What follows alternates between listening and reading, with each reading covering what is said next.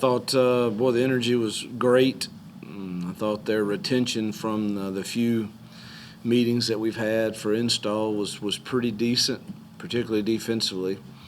And so I think the training that Coach Dom and his staff have done to prepare them to this point of the year, we looked good. I thought we looked physical. We looked like we moved fast. So I thought we really, for the first day out, of course you don't have pads on, but I'm pleased. I thought we're 1 for 1 of our 15 opportunities of just getting out there and trying to get better.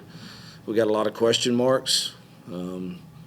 It's hard to really even comment on a lot of these battles without me watching the film first because so many things are going on. But really pleased defensively today. I thought they were really aggressive, covered us well, and created some turnovers. But I was excited about what I saw. I'll start with the first question that I'm sure everyone's going to want to start with because it's the quarterback, right? Do you anticipate or hope by the end of this spring period that you'll have a starter in mind in place for the fall? No, I don't. I anticipate this thing going all the way to the fall and probably a few weeks into it. It's just with the number of guys that we really want to look at, it's really difficult to get enough reps in a given spring probably to make that decision. I hope that we have an idea kind of these are the top 2 out of spring, but I don't anticipate anything being decided probably until well into fall camp. Coach, I wanted to bring up, you brought up the defense and how they were flying around. And we noticed 2 defensive linemen have moved to linebacker in Akil Washington and Casey Seegers. Is that something Josh Aldrich saw in their ability to maybe move to whether it be Will or Mike and be able to make a positive impact on the team? Yeah, that's certainly what we're hoping. We met as soon as the season was over and talked about possible scenarios as we looked at recruiting and where we were deep at. And Akil is a football player. You still have the ability to put him on the edge to rush. Casey, we think we're going to move back there also. He's still dealing with he's still recovering from his injury from the fall and the Achilles. But we're excited about watching Akil there. I don't know how he did today, but I know he's excited about it, and we are also. And Coach, you're looking at the receivers. You got a guy like Caleb Snead, C.J. Yarborough back in there. Do you feel like those guys can help improve the way you look going into this season, especially at the outside receiver? Yeah, no question. As long as we can stay healthy, we lost C.J. Daniels today. I don't know how bad that is, and you hate to see those things because he's obviously one of our better players.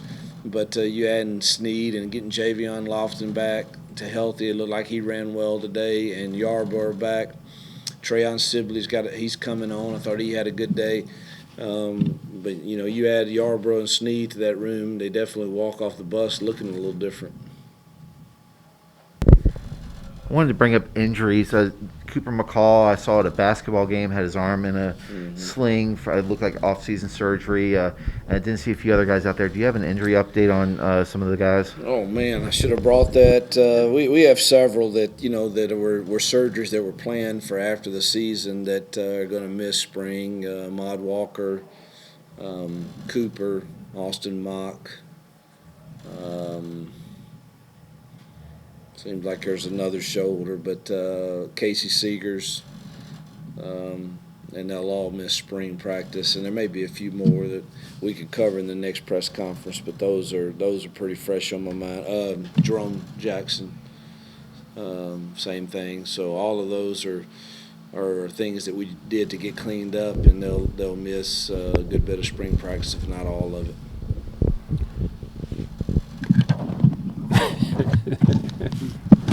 Yeah, gotta get that mic. Well, Coach, first I want to say it's a pleasure seeing you face to face. It's been a while since we've done this, so I appreciate you doing this. Yeah, I'm glad to see you guys face to face. This feels different. I like it. I like it. I got to ask you, this is just another step in the process toward the season, looking at spring practice. So, well, what's your favorite part about this? I'm sure you get excited about this part of the season in the process. I do. I think, this one feels a little different. I don't feel like we've had much of a break from the season. I don't know if it's the transfer portal world, and it just seemed like nothing ever really stopped. But that is what it is. But truthfully, I'm excited and thankful for everything that's happening good for Malik right now. And I thought, his representation of our program, our university, and our people here last night, I don't think it could have gone any better. Every time they put the camera on him, he's smiling and just being who he is, and it's genuine, it's real, it's not fake, and we try to tell everyone that about him. So I say all that to say, he actually called me last night when it was all over. He and his father, and man, they were just ecstatic and thought the week went really well, and just so thankful for the good that's happened to him. We're looking forward to Pro Day. Going to be a madhouse here, I'm sure, on that day, but we're looking forward to that. I say all that to say this: I'm probably weird, and I know I'm weird in a lot of ways, probably. But one of the things that motivates me all the time is, as happy as we are for Malik and everything, I want us to prove that we can do it with somebody else too, and that motivates me. Whether I use that position, obviously there's more positions than just that one, but that one obviously is one.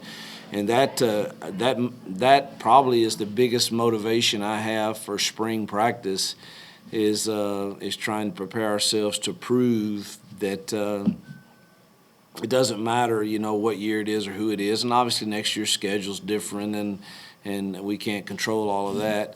So I get really excited about who's the next man up at spot, and I get really excited about teaching this time of year, whether it's the 5-week course that I developed for this that I'm teaching called Words from a Father, and started it today. I really get passionate about that, more so than any time in my career. I put a lot of time into trying to plan that, and I'm excited to see it, guys start talking about it and coming by and saying, hey, you said this today, and this matters, or kids taking notes on it. So those are the two things that really excite me the most about spring ball is, can we as coaches develop the next man up and get it done with another guy? And then obviously just the teaching part of the culture and who we want to be here. Coach, you brought up Malik Willis at a radio show in Pittsburgh. Asked me the other day if I thought his arm or his legs would be more valuable in the NFL. I wasn't really sure how to answer that because both of them are pretty good, but I just want to know what your thoughts would be on that. Oh, gosh. Well, I think that depends on your offensive line. If your offensive line's a great protecting offensive line, his arm. If they're not protecting really well, like I saw in the playoffs, maybe his legs. So I think that really, you look in the playoffs last year, and I don't get to watch a lot of NFL until that point, but boy, it seemed like everybody was struggling to protect the quarterback because these D-lines are so talented, and so it's definitely a combination, but him being able to extend plays is certainly, I think, would be helpful in most cases where offensive lines are seeming to struggle a bit. I'd be remiss not to ask about your 3 new on-field assistant coaches. How do you feel they meshed today and worked with their respective groups? Yeah, leading up until today, just I've been thrilled with, Coach Eubanks and Coach Garrett and Coach Kanakas. I think they all have just melted into the culture here and brought new ideas. I don't know. I'll watch the film today and see how they did on the field, but I think our kids have rallied with them and to them, and I saw Eubanks out there with his cleats on, running drills with them and stuff. So he still acts like he's an NFL player, and so I love the energy, and I think we hit home runs with all of those guys. Coach, I got to ask you this. You were talking about Malik and how proud you are of him and everything he's done. with his success, how has that helped recruiting in essence? Because obviously they see what he's done here and what you've done with so many other athletes over the past. How has that helped recruiting with here at Liberty? Well, it certainly helps, you think, and hopefully young men will look at it and say, here's a guy who went to Power Five. For whatever reason, that didn't work out for him, and then he chose to come to a place like Liberty, and we were able to help him, write the last few chapters of his college career and put him in a position to create value for himself, and that looks different in every scenario. The value that Malik has created and that we help Malik create it may be different than the value that we help someone else that transfers to create. What's not different is us helping young men, put them in a position that when opportunities come, that they are somewhat prepared for those. And I think we've proven that hopefully through more than just Malik, but obviously he's out there in the public so much that young men see that, man, hey, Liberty helped a young man create value for himself to where when he got an opportunity, man, he's making the most of it. And then also the extra layer of the fact that we hope that our young men listen to us when we talk about being built different from a faith aspect, and Malik has modeled that as well as we could hope. Coach, looking back at your current quarterback room, JB's a guy that's been in the program the longest out of who you got in that room right now, and last year we heard a lot about his leadership, despite being behind Malik and all that. How have you seen him develop and grow off the field as we go into the post Malik Willis era? Yeah, I think JB's a great leader. We actually elected a culture council that the kids voted on. I didn't have anything to do with it, and he was the highest vote getter. I think that speaks volumes of what the people think of him, whether he's the starter, whether he's not the starter. He has created value for himself within this team. His voice means something in the locker room, and that will continue because of who he is, irregardless of how the quarterback battle shakes out.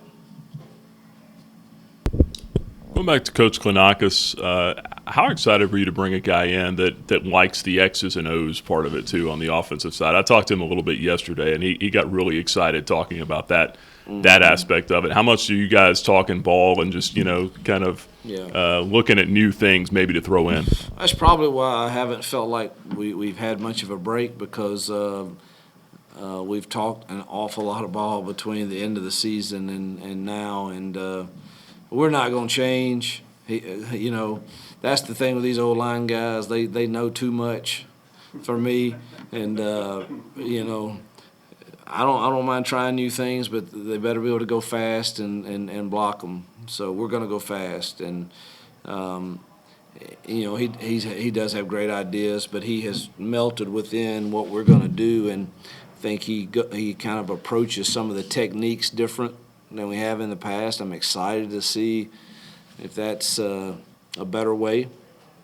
And obviously, when we start game planning, if he has ideas, which I'm sure he will, I definitely will listen to him, because he knows football for sure.